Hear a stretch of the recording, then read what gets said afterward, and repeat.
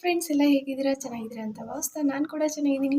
ನಾನು ನಿಮ್ಮ ನಾಗವೇಣಿ ಪಾಟೀಲ್ ಮಾತಾಡ್ತಿರೋದು. Welcome back to Nagaveni blogs. ಇವತ್ತಿನ ವಿಡಿಯೋ ಬಂದು ತುಂಬ ಯೂಸ್ಫುಲ್ ಆಗಿದೆ ಫ್ರೆಂಡ್ಸ್ ಇವತ್ತು. ಸೊ ನೀವು ಈ ವಿಡಿಯೋ ನೋಡಿದ ಮೇಲೆ ಕಮೆಂಟ್ ಹಾಕಲೇಬೇಕು ನಿಮ್ಗೆ ಯೂಸ್ ಆಯ್ತೋ ಇಲ್ವೋ ಅಂತ. ಯಾಕೆಂದರೆ ಕೆಲವೊಂದು ಟಿಪ್ಸ್ ಹೇಳಿದ್ದೀನಿ ಈ ವಿಡಿಯೋದಲ್ಲಿ.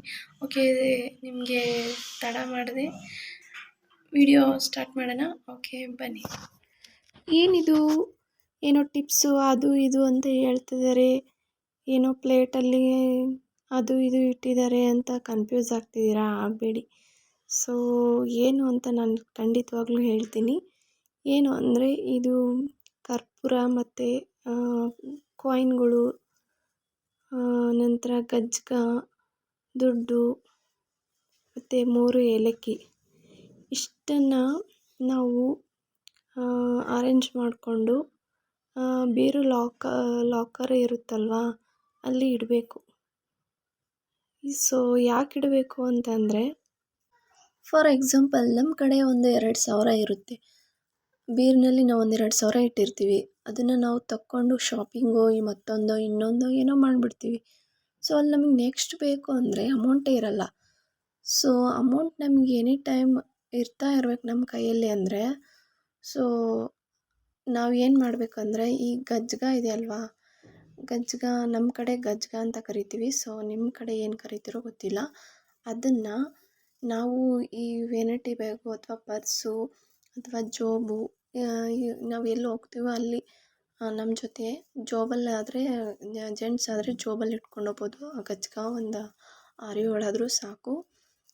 ಲೇಡೀಸ್ ಆದರೆ ಈ ಥರ ಪರ್ಸಲ್ಲಿ ದುಡ್ಡು ಇಡ್ತೀವಲ್ಲ, ಆ ಪರ್ಸಲ್ಲಿ ಇಟ್ಕೊಂಡು ಹೋಗ್ಬೋದು. ಒಂದು 6-7 ಗಜ್ಜಕನ ಪರ್ಸ್ ಒಳಗೆ ಇಟ್ಕೊಂಡ್ವಿ ಅಂದರೆ ಎನಿ ಟೈಮ್ ನಮಗೆ ದುಡ್ಡಿನ ಸಮಸ್ಯೆ ಅನ್ನೋದೇ ಬರೋದಿಲ್ಲ. ಇದಕ್ಕೆ ನಾವು ಗಜ್ಜಕ ಅಂತೀವಿ. ಸೊ ನಿಮ್ಮ ಕಡೆ ಏನಂತೀರ ಅಂತ ಕಮೆಂಟ್ ಹಾಕಿ. ಸೊ ಇದು ಹಳ್ಳಿ ಕಡೆ ಎಲ್ಲ ಸಿಗುತ್ತೆ ಈಸಿಯಾಗಿ. ಇವಾಗೆಲ್ಲ ಕಡಿಮೆನೇ ತುಂಬ ಸಿಗೋದು. ಹಳ್ಳಿ ಕಡೆ ಎಲ್ಲ ಎತ್ತಿಟ್ಟಿರ್ತಾರೆ. ಇಲ್ಲಾಂದರೆ ಗ್ರಂಥಿಗೆ ಅಂಗಡಿಯಲ್ಲಂತೂ ಸಿಕ್ಕೇ ಸಿಗುತ್ತೆ. ದುಡ್ಡು ಕೊಟ್ಟರೆ ಇವತ್ತಿನ ಕಾಲದಲ್ಲಿ ಏನು ಸಿಗಲ್ಲ ಹೇಳಿ? ಇಲ್ಲ ಅನ್ನೋದೇ ಇಲ್ಲ. ದುಡ್ಡು ಇದ್ದರೆ ಸಾಕು, ಎಲ್ಲದು ಕೈಯಲ್ಲೇ ಬಂದಿರುತ್ತೆ. ಈ ಥರ ಇಟ್ಕೊಂಡು ಪರ್ಸಲ್ಲಿ ಜಿಪ್ ಹಾಕ್ಕೊಂಡು ನೀವು ಎಲ್ಲಿ ಹೋಗ್ತೀರೋ ಅಲ್ಲಿ ಇಟ್ಕೊಂಡು ಅಡ್ಡಾಡ್ಬೋದು. ಸೊ ನಮಗೆ ಯಾವತ್ತೂ ದುಡ್ಡಿನ ಸಮಸ್ಯೆ ಅನ್ನೋದೇ ಬರೋದಿಲ್ಲ. ಸೊ ನೆಕ್ಸ್ಟ್ ಹೇಳಬೇಕಂದ್ರೆ, 3 ಏಲಕ್ಕಿ ತೊಗೊಳ್ಳಿ. 3 ಏಲಕ್ಕಿ ತೊಗೊಂಡು, ಸೊ ನಿಮಗೆ ಬಾಕ್ಸ್ ಇದ್ದರೆ ಒಳ್ಳೆಯದು. ಬಾಕ್ಸ್ ಇಲ್ಲಪ್ಪ ಅಂತಂದರೆ ನಾನು ಇಡೋದನ್ನ ತೋರಿಸ್ತಾ ಇದ್ದೀನಿ ನಿಮಗೆ. ಸೊ ನೀವು ಬಾಕ್ಸ್ ಇದ್ದರೆ ಬಾಕ್ಸಲ್ಲಿ ಕೂಡ ಇಟ್ಕೋಬೋದು. ಕಂಚಿನ ಬಾಕ್ಸು, ಹಿತ್ತಾಳೆ ಬಾಕ್ಸು ಈ ಥರ ಅಂತಾರಲ್ಲ, ಆ ಥರ ಬಾಕ್ಸಲ್ಲಿ 3 ಏಲಕ್ಕಿ ಮತ್ತು ಕಾಯಿನ್ಗಳು ಲಕ್ಷ್ಮಿಗೆ ತುಂಬ ಪ್ರಿಯವಾದದ್ದು. ಕಾಯಿನ್ಗಳನ್ನ ಇಟ್ಕೋಬೇಕು.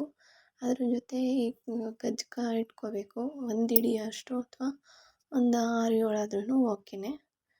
ಆಮೇಲೆ ಘಮ ಘಮ ಅನ್ನುವಂತಹ ಕರ್ಪೂರ, ಪಚ್ ಕರ್ಪೂರ ಆದರೆ ಇನ್ನೂ ಒಳ್ಳೆಯದೇ. ಸದ್ಯಕ್ಕೆ ನನಗೆ ಪಚ್ ಕರ್ಪೂರ ಸಿಗಲಿಲ್ಲ. ಸೊ ಈ ಕರ್ಪೂರದಲ್ಲೇ ತೋರಿಸ್ತಾ ಇದ್ದೀನಿ. ಇದು ಬಂದು ಕರ್ಪೂರ ಬಂದು ಒಂದು 3 ಇಟ್ಟರೆ ಸಾಕು, ಸ್ಮೆಲ್ಲಿಗೋಸ್ಕರ. ಆಮೇಲೆ ನಿಮ್ಮ ಕಡೆ ದುಡ್ಡು ಎಷ್ಟಿರುತ್ತೋ ಅಷ್ಟು ನೀವು ಜೋಡಿಸಿ ಇಟ್ಕೊಂಡಿರ್ತೀರಲ್ವ, ಸಾಸಿವೆ ಡಬ್ಬೆ, ಜೀರಿಗೆ ಡಬ್ಬೆ ಆ ಥರದ್ರಲ್ಲೆಲ್ಲ ಇಡೋದು ಜಾಸ್ತಿ ಹೆಣ್ಮಕ್ಳು. ಸೊ ಆ ಥರದ್ರಲ್ಲೆಲ್ಲ ಇಡೋದನ್ನೇ ಈ ಥರ ಮಾಡಿಟ್ರೆ ನಿಮಗೆ ಎಷ್ಟು ದುಡ್ಡು, ಏನೇ ಶಾಪಿಂಗ್ ಮಾಡೋಕ್ಕಾಗಲಿ, ಏನೇ ತೊಗೊಂಡ್ರು ಮತ್ತು ನಿಮಗೆ ದುಡ್ಡು ಬಂದು ಅಲ್ಲಿ ಸೇರ್ತಾ ಇರುತ್ತೆ. ನೀವು ಮತ್ತೆ ತೊಗೊಂಡೋಗಿ ಬೀರು ಲಾಕರಲ್ಲಿ ಇಡೋ ಥರ ಆಗ್ತಾ ಇರುತ್ತೆ ಈ ಥರ ಮಾಡಿ ಇಡೋದ್ರಿಂದ.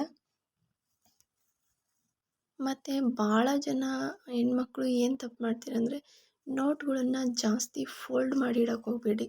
ಆದಷ್ಟು ಈ ಥರ ಸ್ಟ್ರೈಟಾಗಿ ನೀಟಾಗಿ ಇಡೋಕ್ಕೆ ಟ್ರೈ ಮಾಡಿ.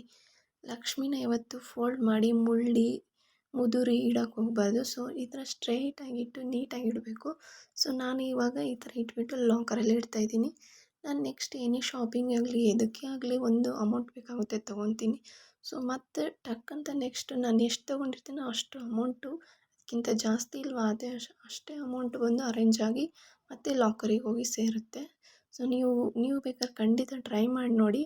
ನೀವು ನಿಮಗೆ ವರ್ಕ್ ಆಗೇ ಆಗುತ್ತೆ ಖಂಡಿತವಾಗ್ಲೂ. ನೀವು ಕಮೆಂಟ್ ಹಾಕ್ತೀರ ನನ್ನ ಚಾನಲಿಗೆ ಬಂದು, ಬೇಕಾದ್ರೆ ಟ್ರೈ ಮಾಡಿ ನೋಡಿ.